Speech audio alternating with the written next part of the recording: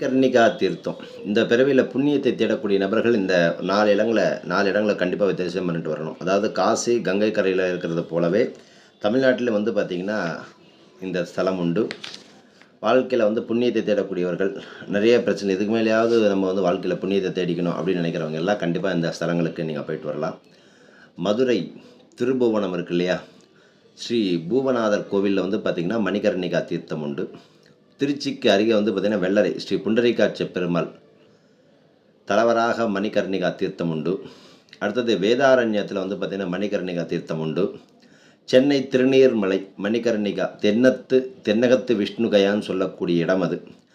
பித்ருதோஷங்களிலிருந்து நிவர்த்தி பெற பல வழிகள் சொல்லப்பட்டாலும் அவற்றில் வந்து மிக முக்கியமானது வந்து பார்த்திங்கன்னா மணிகர்ணிகா தீர்த்த வழிபாடு தான் ரொம்ப விசேஷம். இப்போ நிறைய இடத்துல வந்து பரசுராம ஆலயத்தெல்லாம் போகிறீங்க, அப்படி முடியலனா இந்த மாதிரி ஸ்தலங்களுக்கு போயிட்டு வாங்க. ஏழை எளியவர்களுக்கெல்லாம் இந்த கோவில் ரொம்ப விசேஷமானது. போயினாவே இந்த பித்ருதோஷங்கள் நிவர்த்தி ஆகிறது.